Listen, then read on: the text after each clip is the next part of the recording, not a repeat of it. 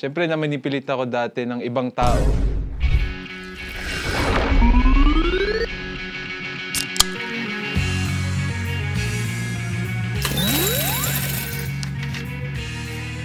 Manipulation na yan. Manipulation yan. Huwag kayong team. Kasi siyempre, kapag sinabi niya na, gaya, ipapromise siya sa'yo, sinabi ka niya, mahal ka niya, pero sa words mo lang nakukuha yung ganun, siyempre mas meaningful pa rin yung galing sa action. So, ang manipulator kasi minsan, siyempre na-manipulate ako dati ng ibang tao. So, ang nakita ko sa kanila, tatry ka nilang kunin through words para magtiwala ka sa kanila, para may freedom ulit silang gawin kung ano man yung balak nilang gawin sa'yo. So, manipulation. That's love.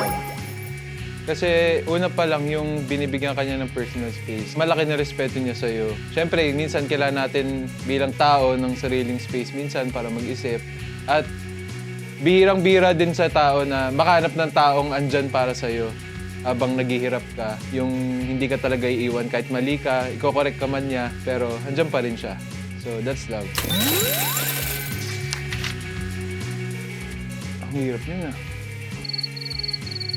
Iba kasi yung pamilya eh. Siguro love, pero hindi yung super mahal na mahal. Hindi siya manipulation eh, kasi minsan kailangan mo piliin yung pamilya mo eh. Kasi paano kung di pa naman tayo mag-asawa?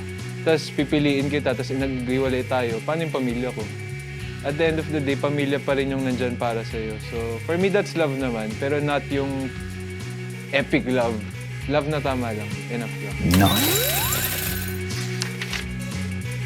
Sana all. Love. That's love. Sana all.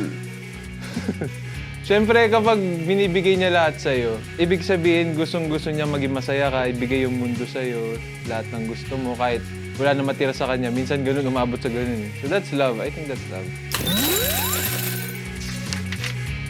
That's love. That's love. Yun yung gusto mong... Siyempre, ayaw mo na seryoso lagi, di ba, pag sa relasyon. Masaya yung minsan isip bata kayo. Masaya naman yun. Childish love is still love. And I think important yun kahit matanda na tayo lahat. Sana all. Hello po mga kapuso, ako po si Larkin Castor at ako po ay gaganap bilang Spencer sa Apoy sa Dugo. Kaya abangan niyo po ako, this March na po yan.